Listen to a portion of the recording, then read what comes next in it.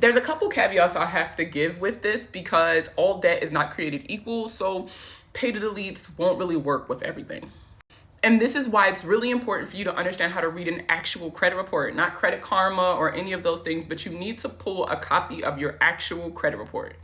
If you have a debt listed in the account section, maybe it's a charge off or a closed account with a balance, but it still remains with the original creditor, a pay to delete won't work. You can send them one, but if they even respond, the response you'll probably get is that per the FCRA, as long as the information reporting is accurate, they have to report it. Sometimes I've heard it referred to as like a duty to report or an obligation to report the history associated with an account. The response varies, but the answer itself is always the same. Girl, they're not going.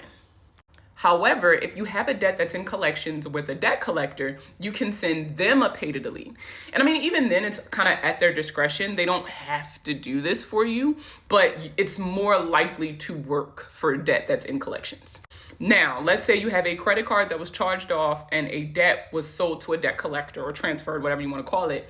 And it reports twice in a sense, right? It reports once with the original creditor, let's go with Capital One, and then once in the collections. Number one, you want to make sure that the charged off account reads a $0 balance. That's important.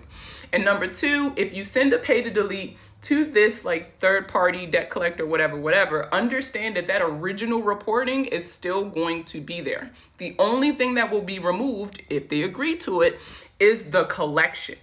And then I know some people are like, oh, well, then what am I doing it for? Well, you already lost points for the payment history, right? That was associated with the account that was charged off, or the fact that it was charged off is what cost you points, right? Now, when a collection pops up, the only way to get those points back is if the collection is removed, and you'll actually get some points back. So there is still a benefit to sending a pay to delete, even though the original reporting of the account is still present on your report. And remember, when you send this letter off, it's a negotiation. So I always tell people, if you're not willing to pay the amount in full, start at 20% of whatever the debt is, and then kind of negotiate back and forth all the way up. I know somebody's gonna ask me, can you do it over the phone? And you can do whatever you want, but over the phone can't really protect you in court. You wanna have a paper trail to take with you in the event that it goes that far. So I always recommend by letter, or at the very least, email. And the letter doesn't have to be anything fancy. You don't need to quote any letters. You just say, hey, to whom it may concern. I recently pulled a copy of my credit reports and I see that you're reporting that I owe X amount of dollars for whatever debt, right? In exchange for either a portion of or all of the money that you owe, will you be willing to remove this account from my credit report? Now, if you're trying to think of like what's a good amount to offer, start low and work your way up. You never want to start too high because you know they're going to counter with something higher.